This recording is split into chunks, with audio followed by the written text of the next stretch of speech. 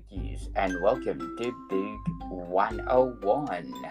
Book 101 is all about the books that I read for the last 40 years. And today I have my special guest, award winning author, and of course, best selling author too, no other than Miss Jennifer Brozek.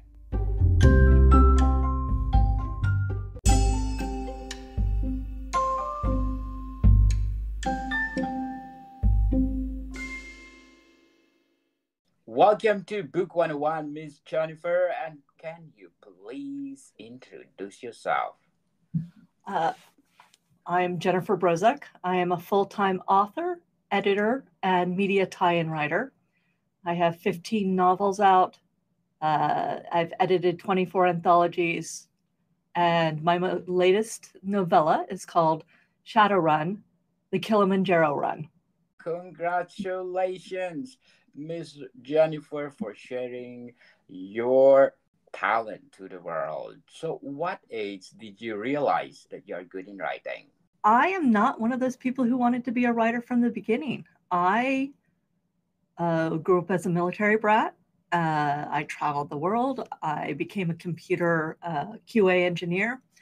And I started gaming in my late 20s, early 30s. And that's when I started writing character stories. And from there, I discovered that I had stories to tell. And as I started writing, I also started editing. And that just pretty much, I continued to be a QA engineer until about 2006. And then I quit my high paying tech job to become an author. Wow, is it worth it? Absolutely. I have never worked so hard in my life, and I am so happy. I get to do something that I want. I get to meet people who create beautiful worlds. I get to play in other people's worlds.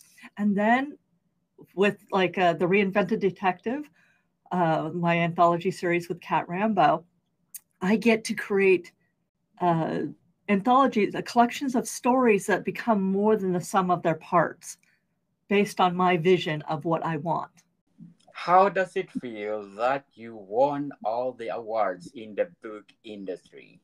Well, the awards in the gaming industry, that's wonderful. I have been nominated for all of the big ones, the Bram Stoker and the Hugo, the British Fantasy Award, and that it is an honor to be nominated. But I really want to win one of the big ones. I have won the Australian Shadows Award for my first anthology, edited with Amanda Pillar. Being the Grand Slam of the awards in the book industry, what are your short term and long term goals in writing? Well, short term, I have two. I have a novel due to my publisher to come out in July of 2024. That is the Mosaic Run. It's the second in the Mosaic duology. Also, I have a passion project that I am running on my own called Dear Pen Pal, Belgium 1980, and it will be kickstarted in March of 2024. And this is a project where I'm telling a middle grade appropriate cozy ghost story over 24 letters that you receive physically. Long term, I have a 3-book contract that I have to finish out. I have a new series that I want to write. But those are the two things that I'm really working on. Short-term deadlines and then long-term plans. Good luck for your goals, Miss Jennifer. So, who are your favorite authors that influence you the most? Well, in my early years, it was people like Susan Cooper from The Dark is Rising, Stephen King, The Dark Tower, Heinlein with the Lazarus Long series. But most recently, it's been Seanan McGuire, who is also Mira Grant, with her October Day series and the Newsflesh series. And then there's a novel I'm reading right now called by Wale Talabi, the Shinji and the Brass Head of Buffalon. I can't quite remember the name of the novel because I'm into it and I'm savoring it like a woman savors her cocktails with great joy and not too much seriousness. It is an amazing heist novel. I'm also reading, I really like John Scalzi, Stephen Blackmore. I read a lot. Certainly. Oh, and Cat Reading those, Rambo's sci-fi yeah, series. yes, reading those award-winning bodies. Well, you are a prolific writer and a reader. Miss Jennifer, if you describe the style of writings of your favorite authors, what is it or what are they? The style of writing of my favorite authors are effortless world building, breezy dialogue, and unexpected sucker punches. Because the best authors can pull you into a story and let you experience things in a um, um, almost like a virtual reality. You see it in your head, and then the layers that are upon themselves will suddenly come out of nowhere. Someone will do something that is completely in character but completely unexpected, and you take a gasp and you're like, oh my god, I didn't see that coming, but there could be no other way for this character to do what they're doing. Did you get those attributes in your writing? I try. One of the greatest compliments I get is that all of my writing is very entertaining, even though I kill a lot of people fictionally. Miss Jennifer, what is the most rewarding aspect of being an author?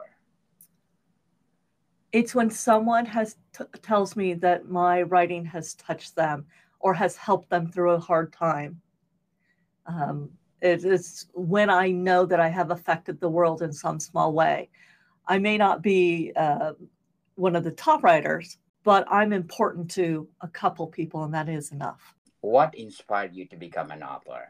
I got my company from the San Francisco Bay Area was bought by Microsoft in 2002, 2003. And I was brought up to work at Microsoft. I will say that at Microsoft, I had the best and worst professional bosses of my QA career. And by the time that I left 2.5 years later, I had decided that I wanted more out of life and that I did have stories to tell. And I had the opportunity to do so here in the Pacific Northwest. But before we go on, I want to shout out to the people listening according to my daily ranking tops. My top 5 ranking tops according to my Apple chart. Because in Mongolia, I got number 26. Wow. And thank you so much. Mongolia, Nigeria at 62, Trinidad and Tobago at 85, United Republic of Tanzania at 93, and Canada at number 55. Thank you so much for my top 5 daily ranking tops. This podcast is created to empower writers all over the world like Miss Jennifer Brozek. Which one of your book we're gonna talk about today? We're going to be talking about The Reinvented Detective, the anthology that I co-edited with Cat Rambo. So, Miss Jennifer, what is the big difference of writing short stories and a novel? Well, writing short stories, you don't have a lot of time to build a world and get the reader into the story. Whereas in a novel, you can breathe into the story and trust your reader to keep up as you drop in clues about the world. With a short story, it all has to be right there very, very quickly so that the reader has context for what the conflict in the story is. Very well said, Miss Jennifer. How do you develop your characters and plot lines between writing stories and writing a novel? Well, all of my stories and novels start with the character themselves. I put them in situations that are extraordinary, and then I see what they do. I am one of those people who does outline, but I outline sparsely, rather like trying to find a roadmap. If you have to drive from California to New York, you have to know where the major interchanges are, but nothing says that you can't run off to see the biggest ball of twine in the world. Certainly. What challenges have you faced in your writing career, in all aspects in general? Well, I didn't have an agent for the first 10 years. So the biggest difficulty was dealing with the contracts that I received. My Bram Stoker nominated series, the Melissa Allen series, Never Let Me Sleep, Never Let Me Leave, Never Let Me Die, was under contract with a company that took advantage of the fact that I didn't know as much as I thought I did. And when I did get an agent and she was able to look at the contract, she was very upset. At authors out there, read your contracts carefully, and if you don't understand them, find somebody who knows how to interpret them. How do you handle writer's block? Writer's block, well, in normal circumstances, if I have writer's block, it basically means there's something wrong with my story and I need to stop and think about the outline or what has been going on. But in extraordinary circumstances, for example, in the last 4 years, both my parents died. And when my father died, I could not write for about 6 months. So what I did was I did a different job. I edited for other people. It was easier for my mind to deal with the grief if I was not trying to create new worlds while grieving. So what if you are dealing with writer's block, you need to figure out either whether or not your story is broken in some way and figure out how to fix it, or you need to be kind to yourself and understand that you are in dealing with some sort of trauma. Definitely true. Miss Jennifer, how do you approach research for your books? Well, if I can do it, I go to a primary source. There's nothing like talking to an expert on something. When you go to, say, you want to do a story on martial arts, but you know nothing about martial arts, if you go to a dojo and you tell them, I'm an author, I would like to do this, would you be willing to talk to me? There is nothing so joyful as an expert in a field telling you about what they love. So I start with that, and then I also do book research. So, what behind the title of the Reinvented Detective? Well, the Reinvented Detective is an anthology about the evolution of crime, punishment, and justice in the future. And it's what happens when time and technology change the definition of what crime and punishment is. There's the whole proliferation of the online life, and there's VR, and there's the birth of actual sentient AIs. How do all of these change what society thinks of as crime and punishment? How do you see the Reinvented Detective fitting into broader literary landscape or cultural conventions? Well, one of the things that Kat and I are trying to do with the Reinvented Anthology series is to take um, unheard voices that have been historically ignored or erased and bringing them to the future. Because many people look at science fiction as future possibilities. So, what we want to do is see what we can inspire with the stories that we collect from the various authors, and what kind of problems may we run into and how do we solve them. How do you think the Reinvented Detective stands out in its genre or category? Well, in general, I think we've brought in voices that and points of view you haven't heard before, or have different details. In truth, there are only a certain number of archetypical stories. It's how these stories are told and from what points of view that matter. And I think that's where we excel. Very well said, Miss Jennifer. But before we go on, I'm inviting you to listen to my other podcast, Food 101, our third season with Chef Alessandro. No, our fourth season already, people. Our fourth season start December 4th. So please do listen to my other podcast, Food 101, our fourth season with Chef Alessandro, one of the best executive chefs in one of five-star restaurant in downtown Toronto. Plus one more, our books are out, not only one, but 13 volumes. Food 101, Volume 1, Basics until 13 is only the books that you need how to create a delicious food. Available on Amazon and leading online bookstores worldwide. So, Miss Jennifer, what is your inspiring message for those aspiring writers out there?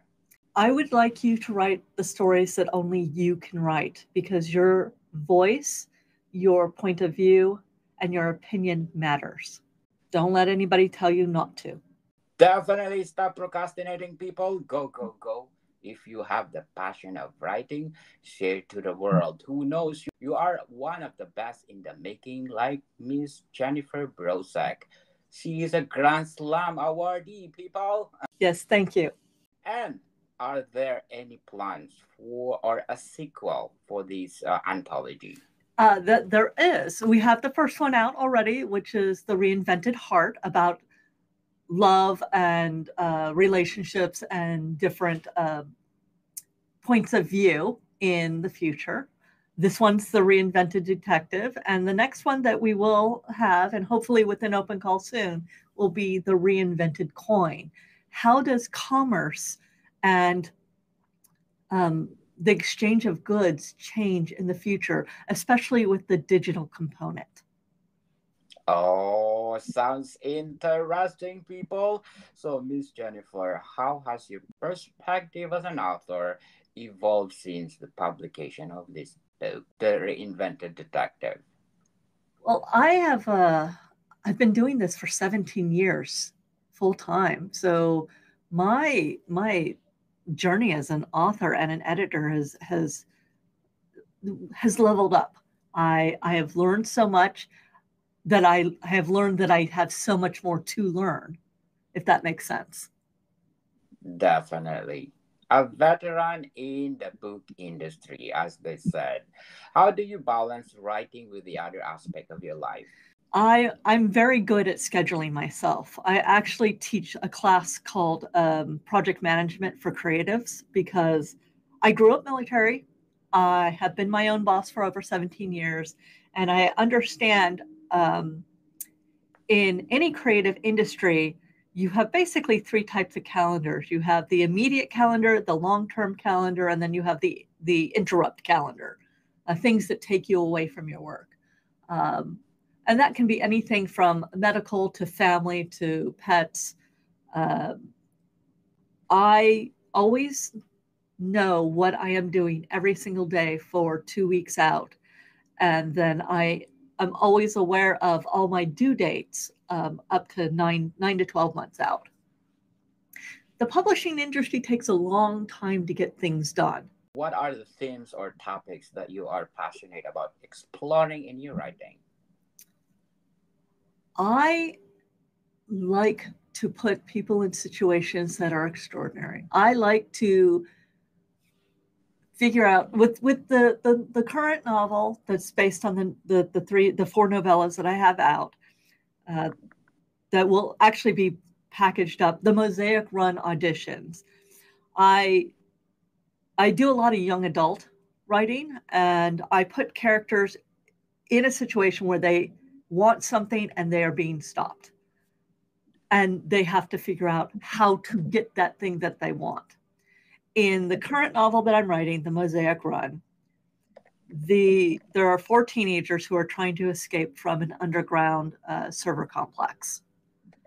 While they are doing this, two of the characters are actually talking to um, a fifth character who's off screen and discovering how things got set up. So it's part heist, part escape room novel. So it's all about what do the characters want, what are they willing to do to get it, and who is trying to stop them. Thank you, Fitzwatt, for being the number two best, 100 best book podcast on the planet and number one in the art category.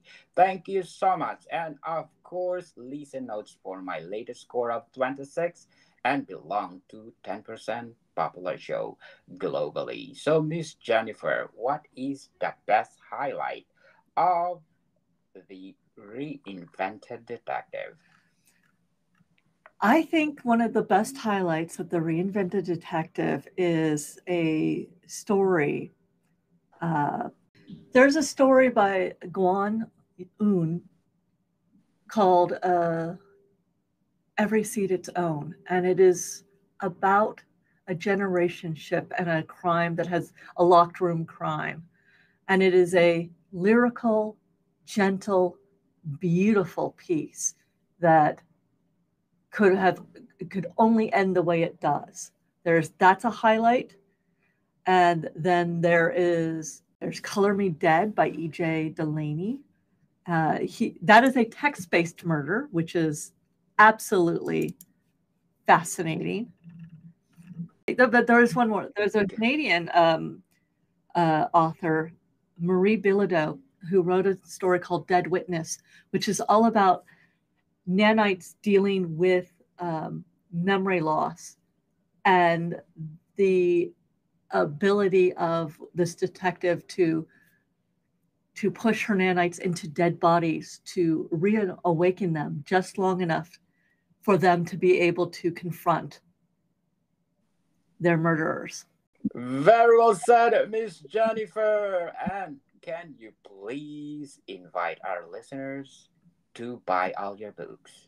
Okay. Thank you.